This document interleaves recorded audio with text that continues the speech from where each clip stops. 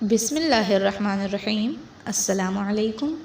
Hello guys, welcome to my channel story point. قسمت سے ہاری میں قسط نمبر 3. وہ کیبن میں داخل ہوئیں تو قلم کا کاغذ سے لے کر دیواروں پر ٹانگی پینٹنگز تک ہر چیز بہت ترتیب اور نفاست سے سجائی گئی تھی. رانا صاحب رائل بلیو کلر کے سوٹ میں ملبوس تھے. خاکی پڑتے بالوں اور شیو کو ترتیب سے تراشا ہوا تھا. کوٹ کو کرسی کے پشت پر آویزاں کیا ہوا تھا اور شرٹ کے آستین کوہنیوں تک موڑے ہوئے. پینٹ کی جیبوں میں ہاتھ ڈالے بالکونی کے پاس کھڑے باہر سڑک کو دیکھ رہے تھے. نگار بیگم کی ہیل کی آواز سن کر وہ بنا مڑے گویا ہوئے. ویلکم نگار بیگم، آنے میں کوئی تکلیف تو نہیں ہوئی؟ انہوں نے سنجیدہ انداز میں پوچھا. نظریں اب بھی چلتی ٹریفک پر جمی تھیں. نگار بیگم دروازے پر ہی کھڑی ہو گئیں اور بزنس وومن کا انداز اپناتے ہوئے پھیکی مسکراہٹ بنائی. جی ناٹ ایٹ آل رانا صاحب، ویسے شادی جیسے رشتے کی باتیں تو گھر پر کی جاتی ہیں، پر کوئی بات نہیں، دفتر میں ہی صحیح. رانا صاحب آپ بالکل فکر مت کیجیے، آپ کا جو بھی مطالبہ ہے میں پورا کرنے کے لیے تیار ہوں. آپ کو جتنا جہیز چاہیے ہو. نگار بیگم نے اپنی خوش آمد کا سلسلہ شروع کیا، لیکن بیچ میں رانا صاحب کو اپنی طرف مڑتے دیکھ کر ان کے الفاظ حلق میں ہی رہ گئے. رانا صاحب ہاتھ پیچھے باندھتے قدم قدم چلتے ہوئے آئے اور اپنی کرسی پر بیٹھ گئے. آپ کو جتنا جہیز چاہیے میں دے دوں گی، آخر اکلوتی بیٹی ہے میری. نگار بیگم نے خود کو کمپوز کرتے ہوئے اپنا فقرہ مکمل کیا. رانا صاحب چیئر کو جھلاتے ہوئے فخریہ انداز میں مسکراتے اور آبرو اٹھا کر سامنے لمبے میز کے پار پڑی کرسی کی جانب اشارہ کیا. آئیے بیٹھیے، تشریف رکھیے. کھڑی کیوں ہیں؟ انہوں نے سیدھے ہوتے ہوئے کوہنیاں میز پر ٹکائیں. نگار بیگم تیزی سے چل کر آئیں اور نشست سنبھال لی. پھر سوالیہ نظروں سے دیکھتے ہوئے رانا صاحب کے جواب کے منتظر ہوئیں. مجھے آپ سے جہیز نہیں چاہیے نگار بیگم، مگر اس شادی کے لیے میری ایک اور شرط ہے. رانا صاحب نے بنا کوئی تہمید باندھے اپنے مطالبے کی آغاز کیا. ان کو نگار بیگم کے چہرے پر ایک رنگ چڑھتا اور دوسرا اترتا صاف پتہ چل رہا تھا. نگار بیگم اپنے اضطراب کو قابو رکھنے کے لیے گود میں رکھے ہاتھوں کو مروڑ رہی تھیں اور چہرہ بے تاثر رانا صاحب کے سامنے کیا ہوا غور سے ان کے کلمات سن رہی تھیں. نگار بیگم، ہمیں جہیز کی کوئی ضرورت ہی نہیں ہے. میرا سب کچھ روحان ہی کا تو ہے. وہ چاہے تو نور کے لیے پورا شاپنگ مال خرید لیں.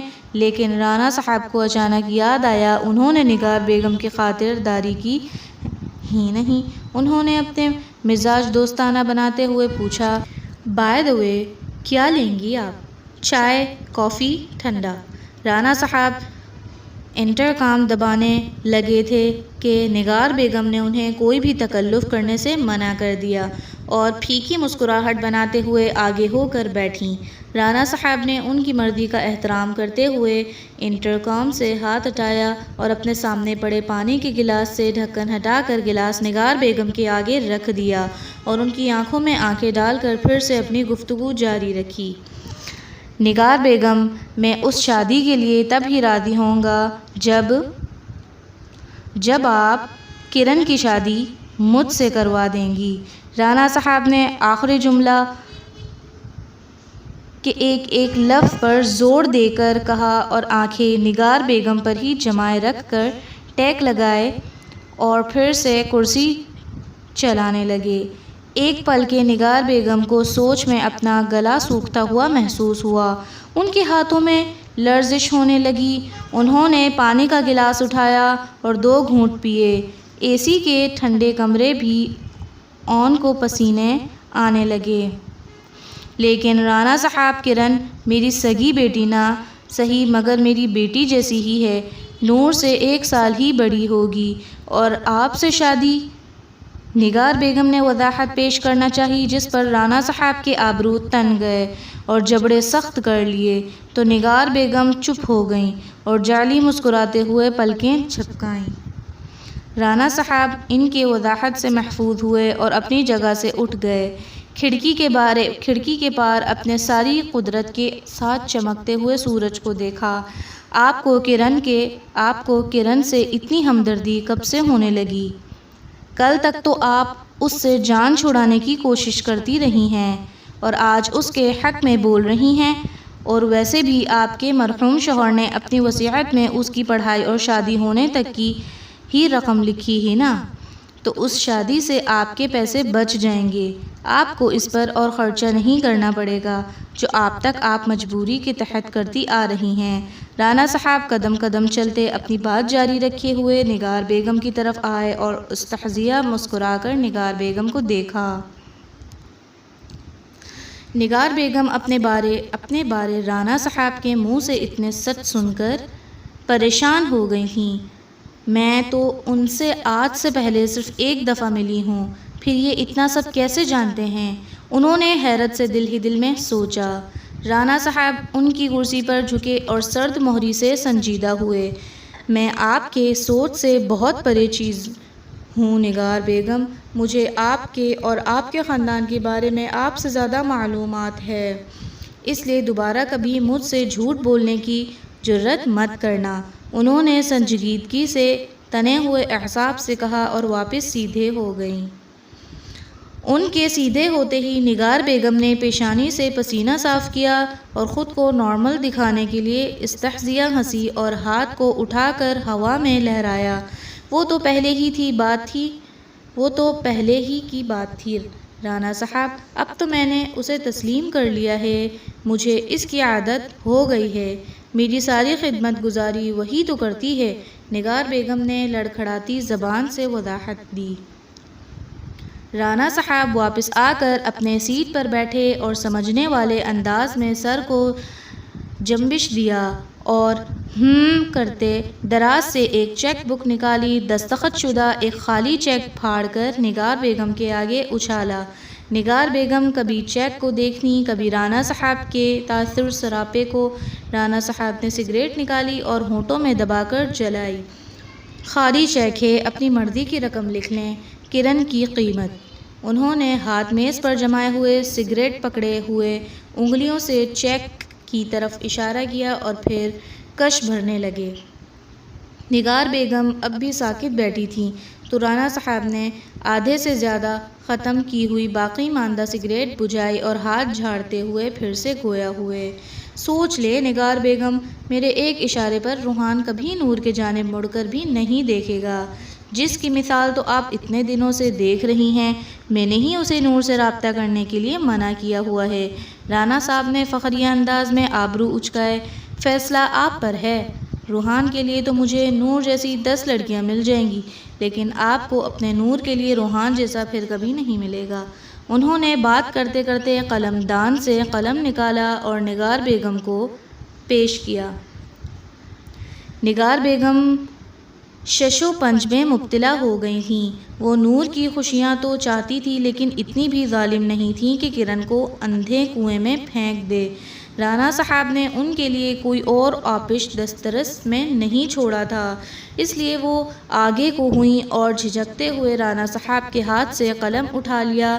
لرزتے ہاتھوں سے جھک کر چیک پر رقم درج کرنا شروع کیا۔ رانا صاحب تیکھی نظروں سے انہیں دیکھ رہے تھے۔ جیسے ہی انہوں نے آخری ہندسہ لکھا، رانا صاحب نے چیک ان کے سامنے سے کھینچ لیا۔ اوہ، تھینک یو سو مچ نگار بیگم، چیک میں تبھی آپ کو دوں گا جب آپ کرن کو راضی کر لیں گی۔ اب اسے کیسے قائل کرنا ہے یہ آپ کا کام ہے۔ انہوں نے چیک واپس اپنے دراز میں رکھ کر لاک لگا دیا۔ رانا صاحب کھڑے ہو گئے تو نگار بیگم بھی ساتھ کھڑی ہو گئیں۔ اس سے پہلے نگار بیگم کچھ کہتی، رانا صاحب نے انٹرکام پر سیکریٹری کو مخاطب کیا۔ سیم، ڈرائیور سے کہو نگار بیگم کو ان کے گھر واپس چھوڑ آئیں۔ وائرلیس کان سے لگائے انہوں نے پر امید انداز میں مسکرا کر نگار بیگم کو دیکھا۔ سیکریٹری اوکے سر کہتی ان کا حکم بجا لائے اور رانا صاحب میز کے اوٹ سے گھوم کر نگار بیگم کے سامنے آئے اور مصافحہ کرنے کے لیے ہاتھ آگے بڑھایا۔ نگار بیگم پھیکا مسکرائیں اور ان کا ہاتھ تھام کر جنبش دی۔ آپ واقعی ایک قابل بزنس وومن ہیں، آپ کے ساتھ ڈبل کر کے اچھا لگا۔ رانا صاحب نے ہاتھ چھڑاتے ہوئے ان کی تعریف کر دی۔ نگار بیگم پھر سے اپنا بزنس وومن کا انداز اپناتے ہوئے ان کی تعریف سے مسرور ہوئیں۔ جی تھینک یو رانا صاحب، میں جلد آپ کو خوشخبری سنا دوں گی۔ وہ دونوں چلتے ہوئے کیبن کے سرے تک آئے۔ نگار بیگم کے اس بات پر رانا صاحب دل کھول کر لطف اندوز ہوئے اور آگے بڑھ کر دروازہ کھول دیا۔ مجھے آپ کی کال کا انتظار رہے گا، انہوں نے سر کو خم دیتے ہوئے کہا۔ نگار بیگم بھی سر کو جنبش دیتی کیبن سے باہر آ گئیں اور سیکریٹری کے ہمراہ کوریڈور میں چلنے لگیں۔ رانا صاحب نے ان کو الوداع کرتے ہوئے واپس کیبن کا دروازہ بند کر دیا اور کرن کے بارے میں سوچتے ہوئے واپس اپنے چیئر پر بیٹھے، سر کرسی کے پشت پر ٹکا کر چھت کو تکتے ہوئے چیئر جھلانے لگے۔ نگار بیگم جس وقت گھر پہنچی تو گھر خالی پڑا تھا۔ نور اور کرن یونیورسٹی گئی ہوئی تھیں۔ وہ کرن کا منانے کا لائحہ عمل سوچنے میں اپنے کمرے میں چلی گئیں۔ نور اور کرن گھر لوٹیں تو نور بجھے چہرے کے ساتھ اپنے کمرے میں چلی گئی اور کرن جلدی سے کپڑے تبدیل کر کے کچن میں کھانا بنانے آ گئی۔ 1.5 گھنٹے بعد اس نے کھانا لگوایا تو نہ نور نیچے آئی اور نہ چچی کمرے سے باہر آئیں۔ نور کو تو اس سے کمرے میں ہی کھانا دے دیا اور چچی کو خود دیکھنے آ گئیں۔ اس نے آہستہ سے بنا آواز کی چچی کے کمرے کا دروازہ کھولا اور اندر جھانک کر دیکھا۔ جب چچی کو اٹھا ہوا پایا تو تہذیب سے چلتے ہوئے اندر داخل ہوئی۔ چچی کھانا کھانے باہر نہیں آئیں آپ؟ طبیعت ٹھیک نہیں لگ رہی تو ڈاکٹر کو بلا دوں یا آپ کہیں تو سوپ بنا دوں؟ اس نے نرم لہجے میں کہا اور چچی کے پہلو میں بیٹھ گئی۔ نگار بیگم نے افسردہ تاثرات بنائے اور نقلی آنسو چبھاتے بھرائی آواز میں جواب دیا، نہیں بیٹا، آج میری طبیعت کسی دوا یا سوپ سے ٹھیک نہیں ہوگی۔ نگار بیگم نے دل گرفتہ ہونے کی اداکاری کرتے ہوئے نرمی سے کہا۔ کرن ان کا رویہ دیکھ کر حیران اور پھر پریشان ہو گئی۔ آج سے پہلے اس نے چچی کی طرف ایسا رویہ نہیں دیکھا تھا۔ کیا ہوا ہے آپ کو چچی؟ سب ٹھیک تو ہے نا؟ اسے سچ میں فکر ہونے لگی۔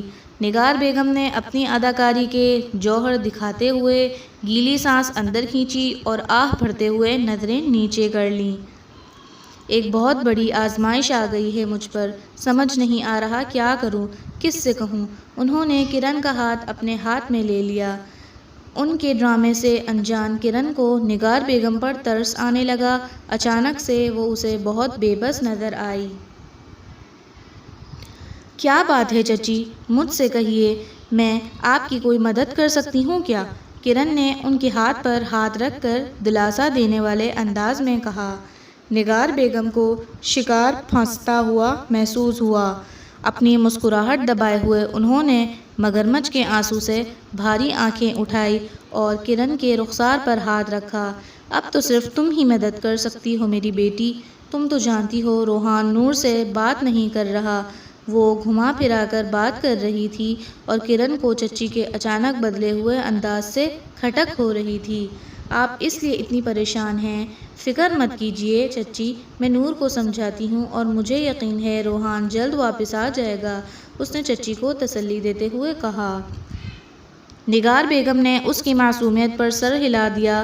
نہیں بیٹا، روحان کی ڈور رانا صاحب کے ہاتھ میں ہے، جب تک وہ نہ چاہے روحان کبھی واپس نہیں آئے گا۔ انہوں نے میک اپ سے ڈھکے چہرے پر سے لڑکتے آنسو صاف کرتے ہوئے کہا۔ کرن اب بھی ان کا منطق سمجھنے سے قاصر سنجیدگی سے چچی کو دیکھ رہی تھی۔ اسے حیران دیکھ کر نگار بیگم سیدھے رانا صاحب کے دفتر میں ملنے کی بات پر آئی۔ تمہیں پتہ ہے آج میں رانا صاحب کے دفتر ملنے گئی تھی، انہوں نے ہی روحان کو ہم سے رابطہ کرنے سے روکا ہوا ہے، نگار بیگم نے افسوس سے جھٹکے سے ہوئے کہا۔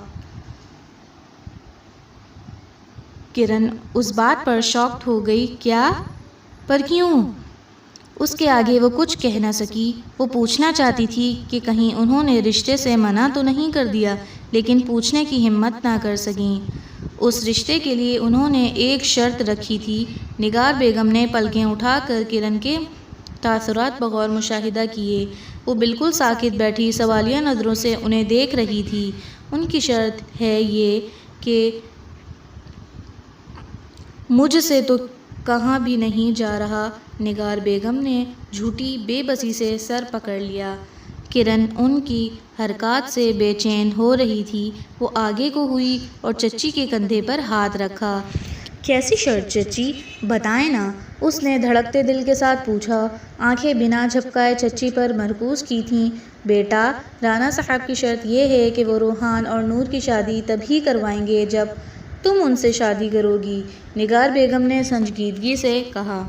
نگار بیگم اب کی بار جو گویا ہوئیں تو کرن کے پیروں تلے زمین نکل گئی۔ سر پر آسمان ٹوٹ پڑا تھا۔ وہ ان کے ہاتھوں سے اپنا ہاتھ کھینچ کر ان کے پہلو سے اٹھ کھڑی ہو گئی۔ اسے اپنے کانوں سنے چچی کے الفاظ پر یقین نہیں آ رہا تھا۔ وہ قدم قدم چلتی، نفی میں سر ہلاتے پیچھے ہو گئی۔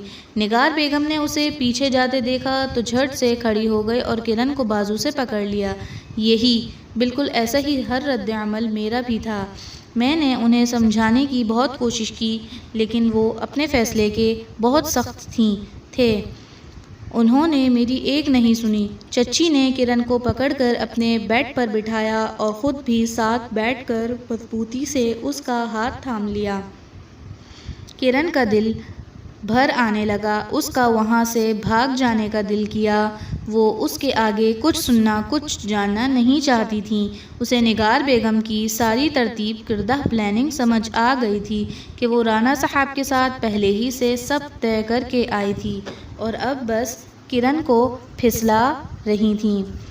میں جانتی ہوں میں نے کبھی تمہارے ساتھ اچھا سلوک نہیں کیا، میں نے کبھی تمہیں اپنا نہیں سمجھا، لیکن نور، اس نے تو ہمیشہ سے تمہیں سگی بہن مانا ہے۔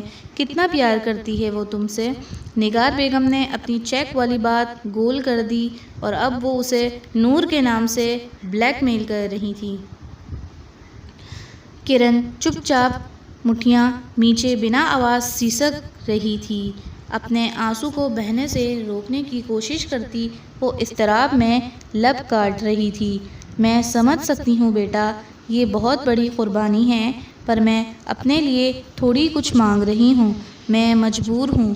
نور کا سوچ کر دیکھو، صرف 4 دن روحان سے دور رہنے پر اس کی ایسی حالت ہو گئی ہے تو زندگی بھر کیسے رہ پائے گی؟ نگار بیگم نے اس کے سر کو سہلاتے ہوئے نرمی سے کہا۔ کرن اب بھی اپنی بربادی پر خاموشی تماشا بنی بیٹھی تھی۔ میں تم پر کوئی زبردستی نہیں کر رہی، تم اچھے سے سوچ کر فیصلہ کرو۔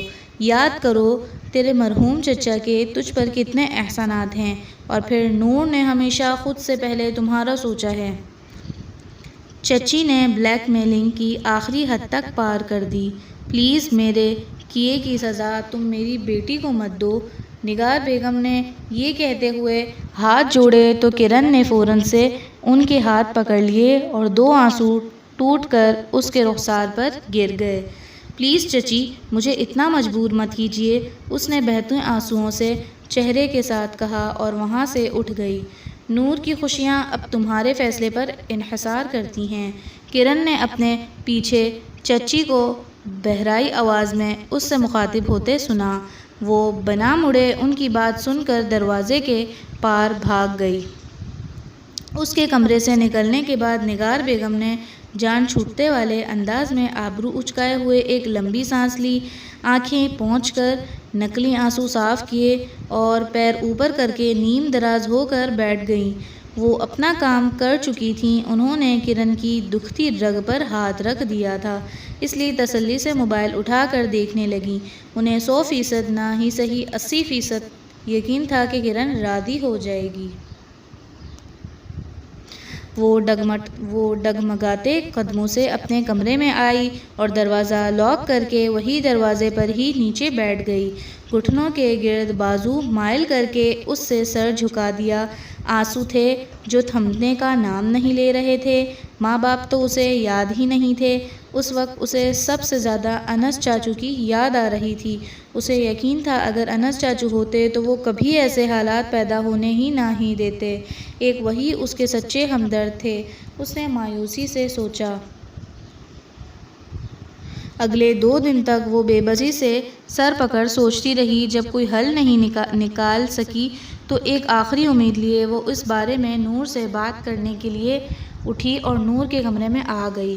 اس سے پہلے کہ وہ نور سے کچھ کہتی، نور خود اس سے لپٹ کر رونے لگی۔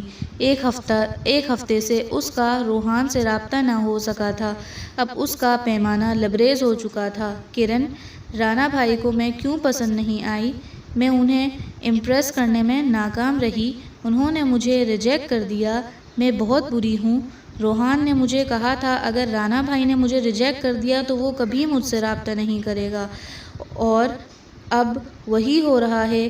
اس نے آنسو صاف کرتے ہوئے کرن سے الگ ہو کر افسردگی سے کہا۔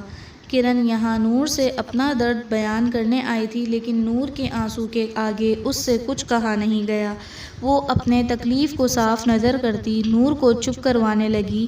نہیں نور، تم بہت اچھی ہو، تم سب سے بیسٹ ہو، اور رانا صاحب مان جائیں گے، تمہاری روحان سے شادی ضرور ہوگی، بھروسہ رکھو مجھ پر۔ اس نے نور کے بال سہلاتے ہوئے اسے پھر سے گلے لگایا۔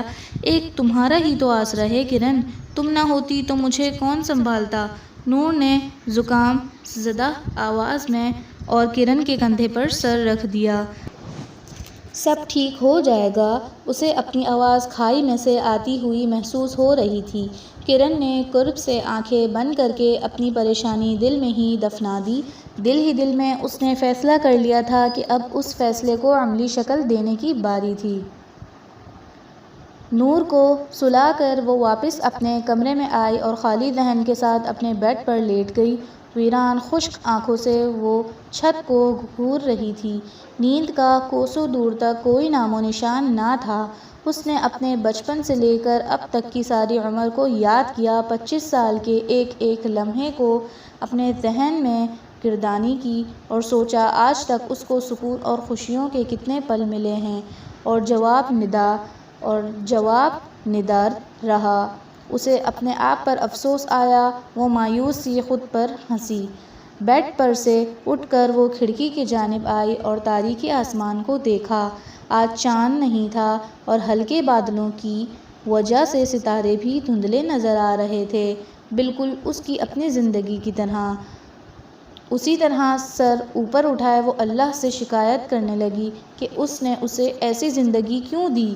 وہ اس حادثے میں اپنے والدین کے ہمراہ مر کیوں نہیں گئی؟ چلو اسے زندہ رکھا تو پھر اس کے خیر خواہ اس کے انس چاچو کو کیوں حیات نہیں رکھا؟ یا پھر چچی کے دل میں اس کے لیے کبھی ہمدردی کیوں نہیں ڈالی؟ اس کی آنکھیں بھر آ گئیں۔ دھندلا آسماں پانی میں ڈوبتا نظر آنے لگا۔ رانا صاحب کو یاد کر کے اس کا دل ڈوبنے لگا۔ اسے اسی دن کی ان سے ملاقات اور ٹکرانا یاد آیا، اور اب ان کی یہ شرط اسے ایک دم سے رانا صاحب سے نفرت ہونے لگی۔ لیکن اب اس کے پاس چچی کی بات ماننے کے علاوہ کوئی رستہ نہیں تھا۔ اس نے اپنی زندگی قربان کر کے نور کی خوشیوں کا انتخاب کیا۔ اس کے دل میں پھر سے گلے شکوے ابھرنے لگے۔ پھر اس نے سر جھٹک کر ایک آہ بھری اور آنکھیں بند کر کے لمبی لمبی سانسیں لی۔ خود کو نارمل کرنے کے بعد اس نے واپس آسمان کو دیکھا اور اللہ کی بارگاہ سے نا امید ہونے پر معذرت کی اور آ کر لیٹ گئی۔ قسمت سے ہاری میں کی نیکسٹ ایپیسوڈ آپ کو نیکسٹ ویڈیو میں ملے گی۔